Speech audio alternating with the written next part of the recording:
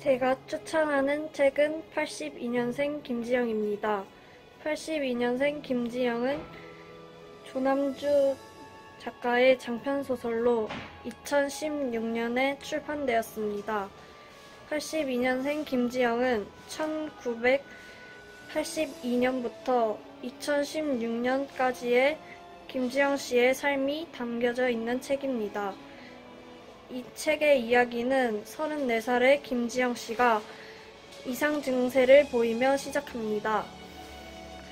시댁 식구들이 모여있는 자리에서 친정엄마한테 빙의하고 남편의 전 애인에게도 빙의하며 이상한 증세를 보입니다. 그 후 김지영 씨가 태어난 연도인 1982년부터 다시 이야기가 이어집니다. 김지영 씨는 2살 터울의 언니와 5살 터울의 남동생이 있었습니다. 김지영 씨의 언니와 김지영 씨는 할머니에게 남동생과는 다른 대우를 받게 됩니다. 중학교에 들어간 후에는 유독 여자아이들에게만 규정이 엄격하다는 것을 느끼게 됩니다. 대학생이 된 후엔 홍일점이라는 이유로 특별 대우를 받거나 외모에 대한 농담도 듣게 됩니다. 직장을 다닌 후에도 남자 상사들에게 시달렸습니다. 김지영 씨는 아이를 키우기 위해 직장을 그만두게 되고 정신과 의사의 이야기로 이 책이 끝이 납니다. 김지영 씨는 태어난 이후부터 여성이라는 이유로 여러 가지 차별을 당하고 두려움 속에서 살아갑니다. 차별당하고 두려움 속에서 살아가는 이유가 여성이라는 이유는 이해할 수 없지만 책 속의 김지영 씨의 세상에선 당연했습니다. 김지영 씨는 실존 인물은 아니지만 책을 읽다 보면 실제로 있는 사람이라고 느껴졌습니다. 김지영 씨가 책 속에서 겪었던 일들이 약간은 과장되고 예민하게 표현되었다는 생각이 들 수도 있지만 실제로 어디가에선 충분히 일어나고 있을 수도 있는 일이라고 생각했습니다.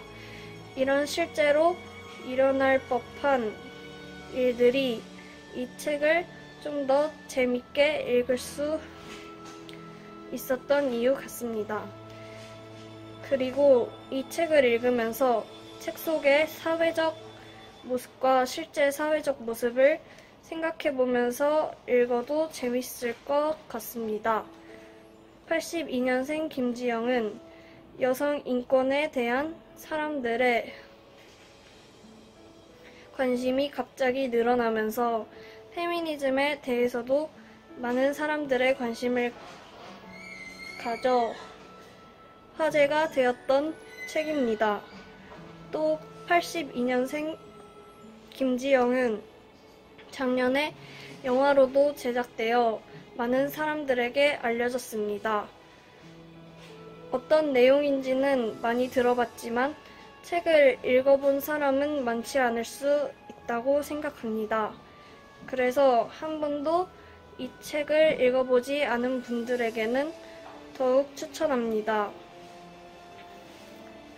책에서 김지영 씨가 겪었던 일들이 실제로 일어나는 일들과 닮았다는 느낌이 들고 평범하게 지나쳤던 불공평한 현실도 다시 한번 생각해볼 기회가 될 것 같습니다. 또 성차별이나 남녀 평등에 관심이 많았던 분들도 이 책을 흥미롭게 읽으실 수 있을 것 같습니다. 만약 영화만 보고 책은 안 보신 분들이 있다면 영화에 담기지 못한 이야기들이 책에 담겨 있고 영화를 봤을 때와 책을 읽고 난 책을 읽고 난 후에 느낌도 다르기 때문에 82년생 김지영을 읽는 것을 추천합니다.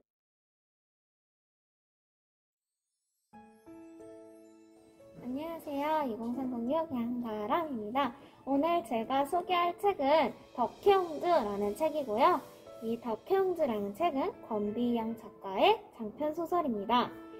이 책은 덕혜옹주의 안타까운 삶을 그린 이야기라고 볼 수 있는데요. 덕혜옹주가 일본에 끌려가기 전 어렸을 때의 생활과 그 다음 일본에 끌려가서의 안타까운 삶, 조국이 버리기까지 한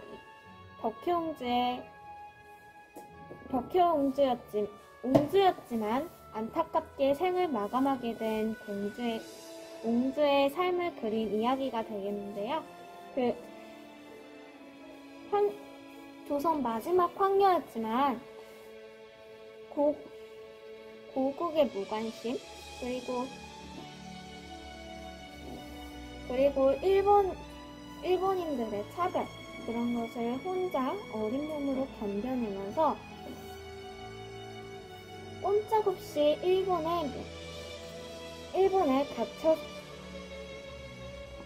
37년간 잡혀 있게 되었습니다. 남편과는 이혼을 하고 하나뿐인 딸의 자살, 그리고 15년 동안 정신병동 감금 등으로 모든 정신병은 다 얻은 것 같은 덕혜옹주는 안타깝게도 조국에 돌아온 지 1년도 안 되어 죽게 됩니다.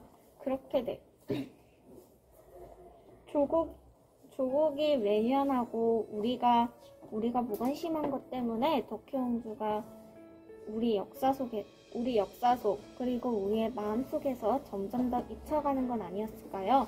저희 이 책을 읽어보면은 덕혜옹주라는 옹주가 얼마나 불행하게 살았는지, 어떻게 사람들에게 잊혀지게 되었는지를 하나하나 설명해주는 아주 슬프지만 감동적인 이야기가 많이 쓰여 있습니다. 덕혜옹주의 어머니는 귀인이었고 아버지는 고종황제였지만 조국이 너무나도 쉽게 포기해버리는 바람에 덕혜옹주가 더 이상은 옹주가 아니게 된 그런 비극적인 스토리를 담고 있으니 한 번쯤은 직접 읽어보는 것도 추천드립니다. 이 덕혜옹주는 영민하고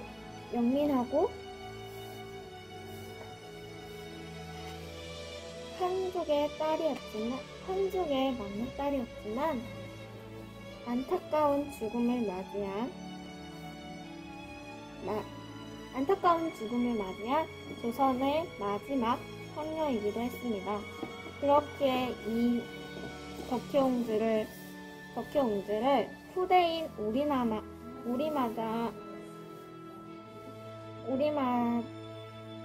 우리라도 생각을 해줘야 하는 것은 아니었을까요? 이 덕혜옹주를 조금 더 생각을 해준다면 덕혜옹주가 살아있지는 않지만 덕혜옹주가 그렇게 안타깝게 사람들의 기억 속에서 잊혀지진 않을 것입니다.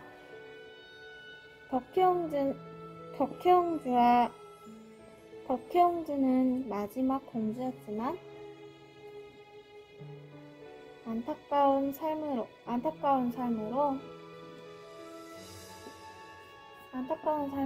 다시는 가지지 못하게 될 생명의 37년을 일본에서 볼모로 잡혀 있어야 했고, 꽃다운 나이에 끌려가서는 일본의 볼모로 있다가 늙어서 돌아온 덕혜옹주가 참으로 안타깝게 느껴지는 안타깝게 느껴지는 책이 되겠습니다. 이상 2030 양가람이었습니다. 감사합니다.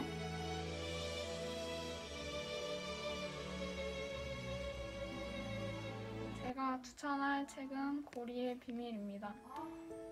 고리의 비밀의 작가는 오시은 작가이고 출판사는 바람의 아이들입니다.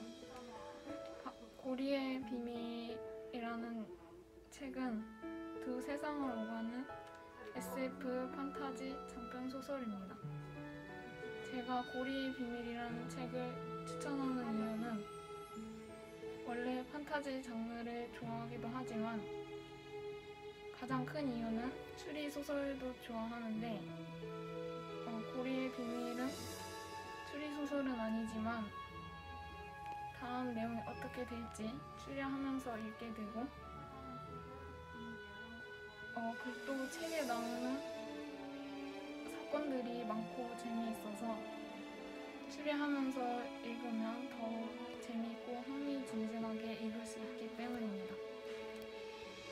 역시 장편 소설이기 때문에 283페이지로 좀 길긴 하지만 그럼에도 내용이 풍부하고 뭐하나 재미없는 내용이 없기 때문에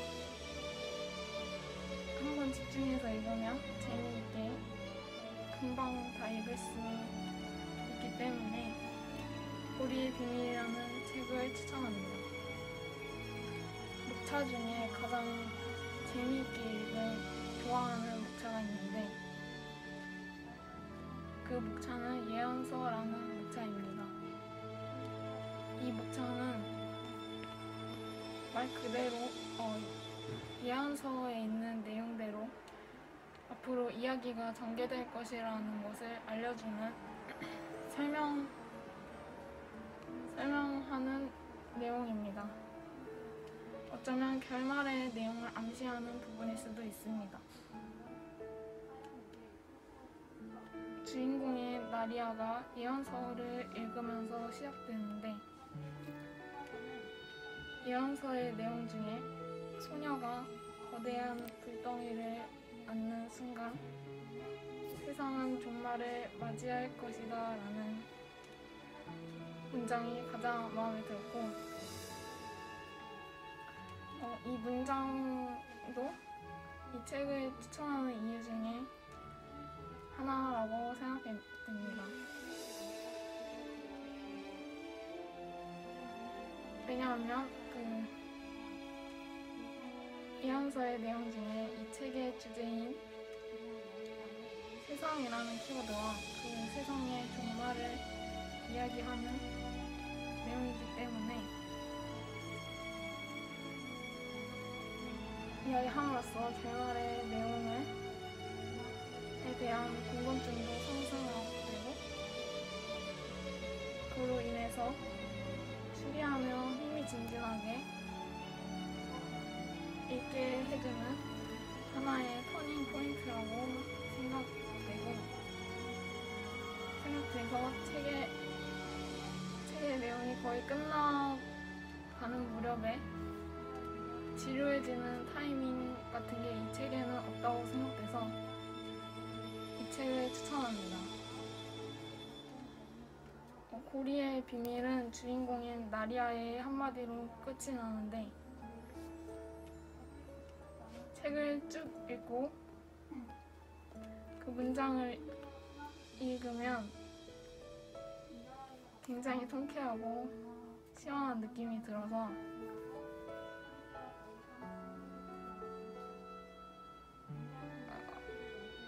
더욱 재미있게 읽은 것 같습니다. 그 문장은 끝은 새로운 시작이야 라는 문장인데 이 이후의 내용은 어떻게 될지 상상하게 되고